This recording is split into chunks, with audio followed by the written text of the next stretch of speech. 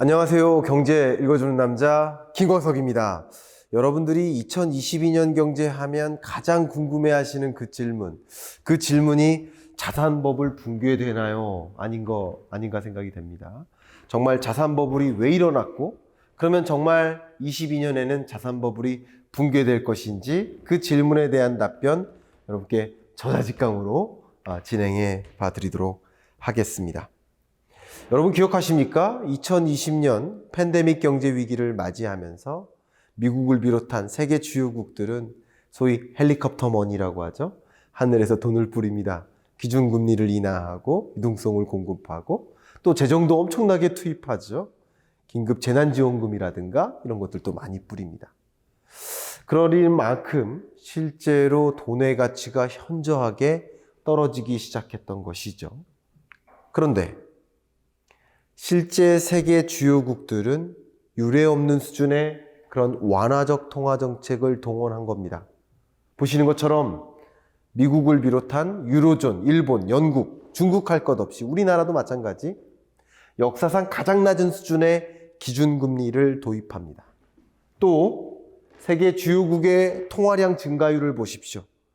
유동성을 엄청나게 공급합니다. 그러니까 미국만 그런 것이 아니고 우리나라만 무제한 양적 완화를 선언한 것이 아니고 세계 모든 국가들이 이렇게 유례없는 경제 충격을 딛고 일어나기 위해서 팔을 다 걷어붙인 거죠.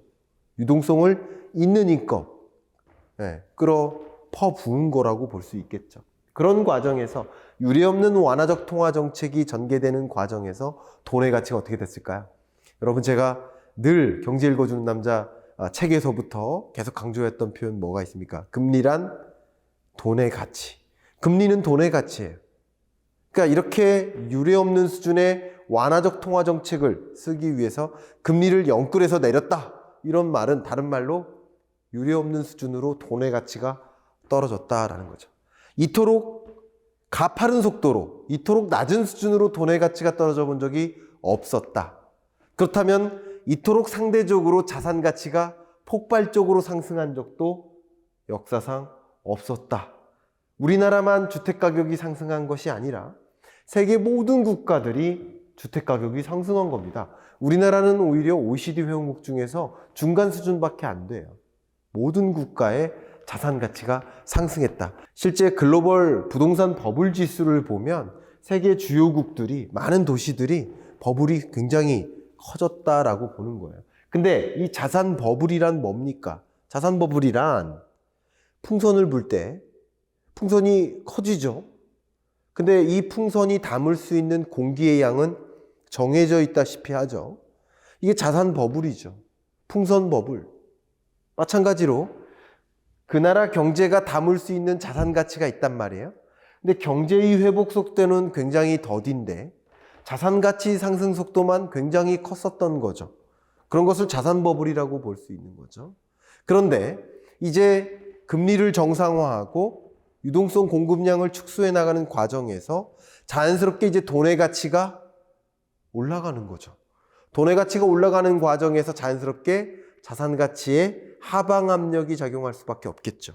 그러면 경제는 어느 정도 회복될지, 자산 가치는 얼마만큼 상승 속도가 둔화될지에 따라서, 다시 말하면 기준금리 인상 속도를 비롯한 통화 정책의 정상화 속도에 따라서 자산 버블이 붕괴될 것인지 아니면 불었던 풍선이 다시 연착륙, 줄어들 것인지가 결정될 수 있겠죠. 그만큼 기준금리 인상 속도나 통화 정책의 정상화 속도가 매우도 중요하겠다. 그래서 세계 각국은 제롬 파월의 한마디 한마디에 주목하고 있는 모습이다라고 생각하셔도 틀림이 없습니다. 실제로 말이죠. 소득의 증가 속도가 자산 가치의 증가 속도보다 느리기 때문에 그냥 막연히 성실히 일하는 것만으로는 부자 될 수 없겠구나 라고 느끼고 있는 수많은 임차 가구, 월급쟁이 근로자들의 서름이 여기까지 들려오는 것 같습니다. 저도 인정합니다. 그러면서 많은 사람들이 주식 투자라든가 재테크에 대한 관심이 열풍이 불었던 거예요. 그렇지만 제가 아쉽게 생각하는 것은 아직까지 재테크하는 방법은 서투르다. 주식 투자하는 방법은 미숙하다라고 생각을 합니다. 하루 종일 주식 차트를 보고 있는 거예요. 그럼 주식 차트 보고 있으면 그 주가가 오를지 떨어질지 나옵니까? 누구 말만 귀를 기울이면서 쫑긋하고 있어요. 무슨 종목 사야 될까? 무슨 종목 사야 될까? 그러나 그렇게 그 유튜브에서 말한 인플루언서의 이야기는 사실 3주 전에 녹화됐던 영상이에요.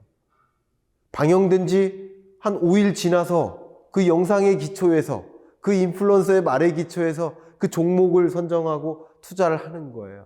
그러나 내가 투자한 시점은 그 인플루언서가 얘기했던 시점과도 다르면서 그렇게 어제 사고 오늘 팔고 하면서 주식 차트 보면서 투자하는 거, 그건 좋은 투자 방법이 아니다.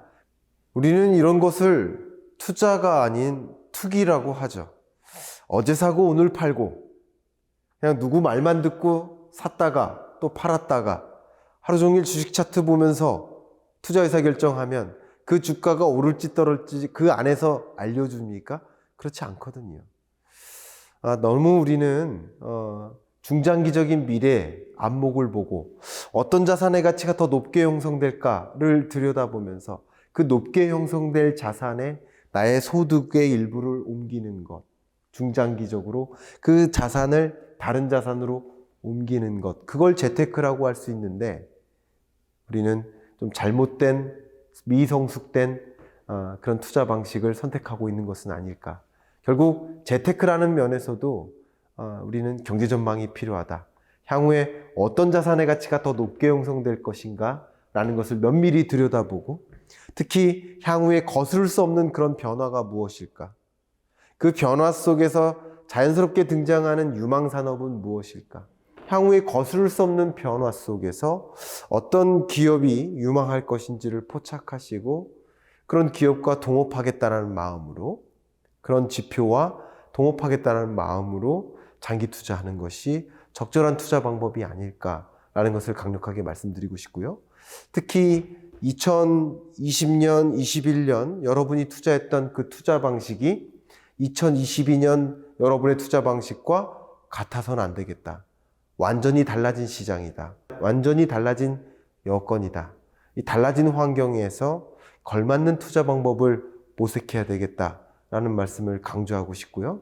그런 관점에서 오늘 여러분께 전해드린 돈의 흐름, 돈의 이동, 기준금리 인상, 이것에 따른 어떤 변화가 내 앞에 전개될 것인지를 생각해 볼 수 있는 그런 계기가 되셨기를 바라면서 경제 읽어주는 남자 마무리하겠습니다. 감사합니다.